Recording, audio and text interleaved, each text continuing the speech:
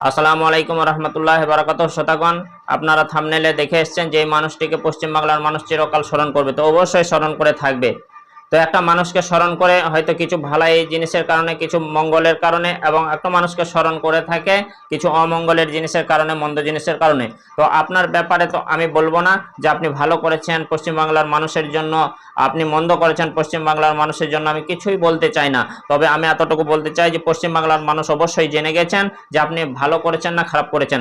তবে আপনাকে একটা বিষয় নিয়ে অবশ্যই কথা বলতে চাই যে বর্তমানে একটা আপনি শুভ কাজের উদ্যোক্তা, আপনাকে একটা ভালো কাজের কাণ্ডারি রূপে পশ্চিমবাংলার মানুষ কেন, তথা ভারতবর্ষের মানুষ, ভারতবর্ষের বাইরেও মানুষ আপনাকে চিনে গেছে। সেটা হচ্ছে একটা মসজিদকে নির্মাণ করার কেন্দ্র করে।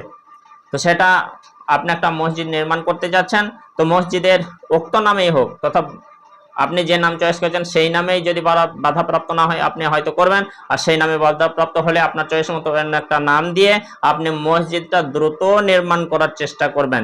কারণ একটা শুভ কাজ ফেলিয়ে রেখে, ঝুলিয়ে রেখে কোনো লাভ নেই। আল্লাহ রাসূল সাল্লাল্লাহু আলাইহি ওয়াসাল্লাম বলেছেন, মান বানা মাসজিদাল লিল্লাহি বানাল্লাহু লাহু বাইতান ফিল জান্নাহ, যে ব্যক্তি একটা মসজিদ নির্মাণ করবে নেকির উদ্দেশ্যে, আল্লাহ তাআলা জান্নাতে তাকে একটা ঘর অবশ্যই দেবেন। তো আপনার জন্য নিশ্চয়ই, যদি আপনার খালেস নিয়ত থাকে, ভালাই নিয়ত থাকে, আপনার জন্য আল্লাহ তাআলা জান্নাতে ঘর তৈরি করে দেবেন। তো আপনি পশ্চিমবাংলার মানুষের জন্য ভালো করেছেন না খারাপ করেছেন আপনি জানছেন। পশ্চিমবাংলার সমস্ত শ্রেণীর মানুষ, তথা মুসলিম, হিন্দু, খ্রিস্টান, জৈন, বৌদ্ধ, শিখ, পারসি, ইসাই, যত রকম মানুষ আছে সবাই জেনে গেছেন যে আপনি ভালো করেছেন না খারাপ করেছেন। আপনি যদি অবশ্যই ভালো করে থাকেন, ভালোর ফল ভালো অবশ্যই আপনার হবেই হবে। আপনি যদি কোনো মানুষের মন্দ করে থাকেন, তো মন্দর ফল আপনাকে একদিন ভুগতে হবে, হবেই হবে। তো যাই করেছেন, ভালো মন্দ পশ্চিমবাংলার মানুষ আপনার নাম নিয়ে খুবই চর্চা করছে।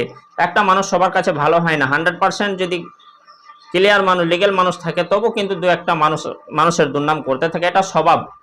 আর একটা মানুষ যদি হয়তো ফল থাকে, তাহলে কিছু মানুষ সুনাম করবে, দুর্নামও করবে। তো যাই হোক, আপনি যাই করেন না কেন, মসজিদটার ব্যাপার আপনাকে অবশ্যই বললাম, দ্রুত নির্মাণ করুন, কমপ্লিট করে দেন না, আপনি যা দেবেন দেবেন।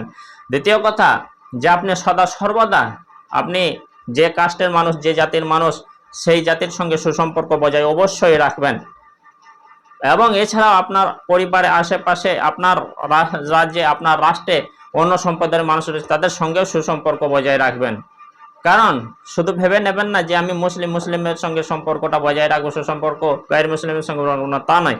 একটা মানুষকে সৎ মানুষ, ভালো মানুষ হতে গেলে, কোরআন হাদিস ইসলামের দৃষ্টিতে তাকে একটা পজিশন আসতে গেলে, ভালো মানুষ হতে গেলে, নবী করিম সাল্লাল্লাহু আলাইহি সাল্লাম বলেছেন সমস্ত মানুষের সঙ্গে আখলাক চরিত্রের সঙ্গে বসবাস করাটা উত্তম।